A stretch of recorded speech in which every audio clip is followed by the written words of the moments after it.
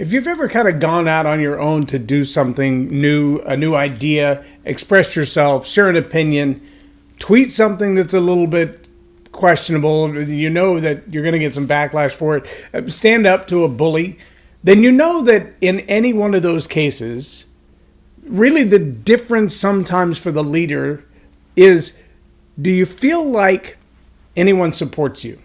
Or are you going this all on your own? Are you the only one with this idea, with this opinion, with this feeling? Are you the only one that feels like this is that big a deal right now? If there's anybody who's waiting in the wings, anybody who's watching as you're struggling, you know all you need is their voice just for a moment. That's what I want to talk about today on Leading Leaders.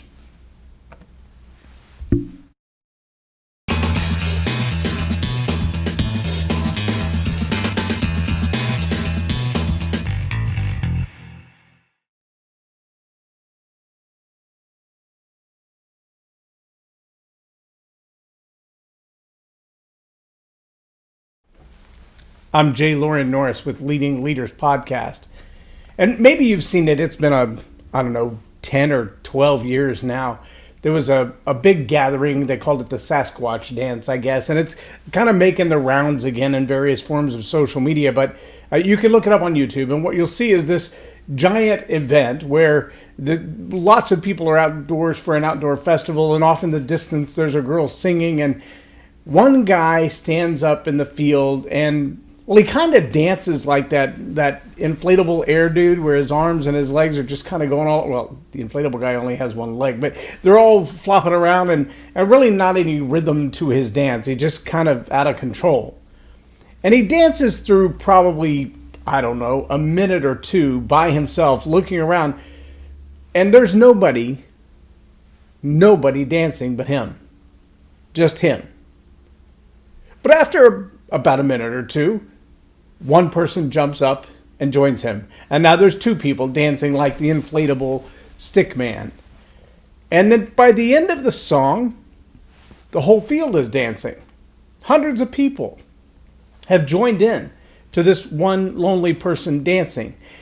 And the thing we have to ask ourselves as leaders is why, and how does that apply to me? Well, the first answer to why is this thing we've known about since elementary school, synergism.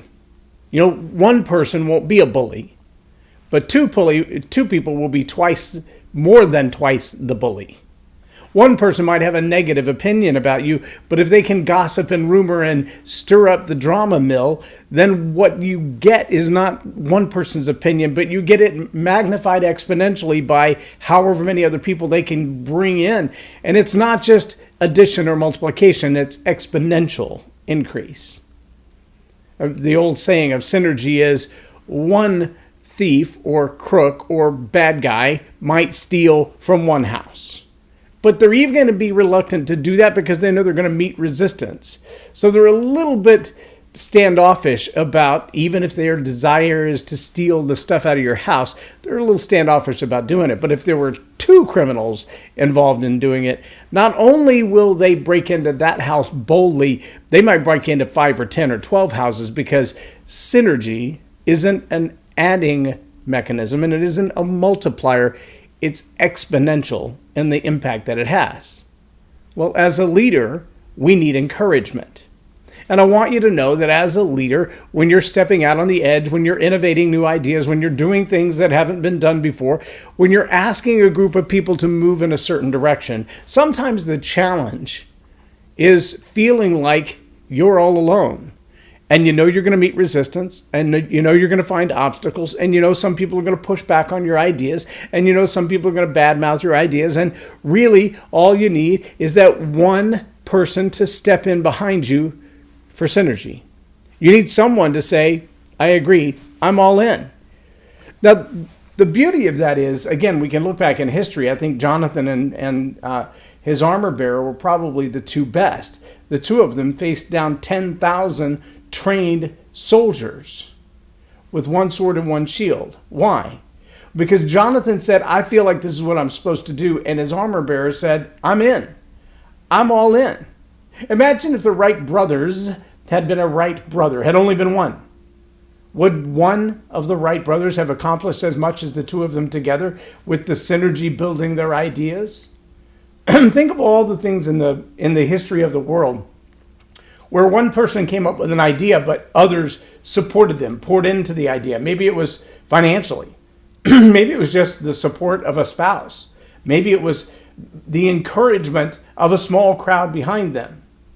Now, we also know that mob mentality, mob rule, riots get out of control because this same human psychology factor applies to them as well.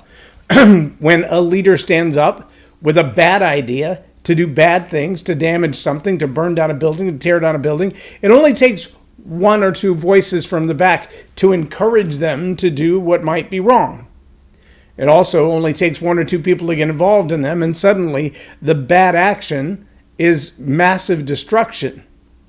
Now, leave aside the coordinated attack or the coordinated event where hundreds of people have planned it and hundreds of people are executing, then the synergy is even more exponential, and it's off the scale sometimes of what you would consider for one person who reacts to something over hundreds of people who have planned something. Now, if you're curious, does this encouraging a behavior always work? Just think back to toddlers. We have a fistful of them in our lives, and as young as 2 years old. And when you see a toddler, 2 to 5 years old, do something that is a little questionable, a little crazy, stand on top of something they shouldn't be standing on, climb into something they shouldn't be climbing into, pull on the dog's tail, pick up the water bowl for the dog and try to drink out of it and end up bathing in it. Those kinds of things, it's easy for us as adults to laugh, to think that was the silliest thing I've ever seen. We sometimes forget, though, that just little bit of laughter, that's encouragement. Why? Well, because all along we've taught them to respond, toddlers that is, to positive reinforcement. When we smile at them, when we laugh at them, they love that. And so they want more of that. And so whatever they did to get the laugh, whatever they did to get the smile, whatever they did to get the applause, and the more people that are laughing, the more people that are applauding, the more they want to get that, they're going to do it again. Well, that's human psychology 101, right? You get more of what you reward. If that reward is a pat on the back, if that reward is the laughter or the clap or a paycheck, that reward is 50 million people following your video, that reward is encouragement. And maybe it's a like, maybe it's a subscribe, maybe it's a buy the book, maybe it's a send money to the cause, maybe it's a join up with the cause, maybe it's not just send money for putting shoes on bare feet, but taking shoes to bare feet. Whatever it is that is encouragement, the more you encourage it, the more of it you get. The more you incentivize it, reward it, the more of it you get. Now just remember that is an effect both for good and bad leadership. That is an effect for both good and bad behavior. When you reward behavior, you get more of it. If you reward bad behavior, you get more of it. If you reward good behavior, you get more of it. But just remember that your leaders, those people who are supporting you, those people who are stepping out in the front, who are encouraging you from behind, those who are surrounding you with good ideas, with opportunity, and pushing you on to success. They're prospering you. Remember that those people need encouragement too. And it might look like a Starbucks gift card. It might look like a pat on the back. It might be financial support for their cause. But whatever way that you can support those who are supporting you, those who are going in front of you, those who are blazing a trail, creating opportunity, do that. Because leaders need encouragement too. And trust me, there are days as a leader that you feel like you're all alone. You don't want to be there. You want to have influence. You want people to be following you. John Maxwell says if you're taking a walk and there's nobody following you, or if you're leading and there's nobody following you, you're just taking a walk. And it's not supposed to be lonely at the top. That's only when you're doing it wrong. But there still are times that you've got to take a new adventure, take a new idea and run with it. And you may be the only one out there running with it at the moment. Think of the guidon with the flag out in front of the troop, or they call them the marshal in a parade. Those are people who are leading, and sometimes they're a little bit out in front of the crowd, but they're still leading the crowd, and the crowd is coming behind them. But what if they look back and there was nobody there? Would they continue to march in that direction? I've seen that happen as a prank, where someone goes out to lead a parade or something, and they look back and everybody has dispersed, and you kind of feel like a knucklehead out there all by yourself. Nobody wants to lead like that. Every leader needs encouragement. Just remember that what you're encouraging, that encouragement, that's a reward. That's an incentive. And if you're encouraging good behavior, you're going to get more of it. If you're encouraging bad behavior, well, you're going to get more of that too. If you're encouraging ideas that are supportive, that are productive, that are helpful to our society, you're going to get more of that. And if you're encouraging things that are selfish and destructive to the larger society at whole, but profitable for one individual or one small group of individual, well, then that's what you're going to get more of as well. So think that through. Understand that your immediate leaders, those right around you, those that are close to you, they need encouragement. Just remember to encourage the right kind of behavior, the right kind of ideas, and the right kind of thoughts. I'm J Loren Norris with Leading Leaders Podcast for Tell It Like It Is TV. Have a blessed day.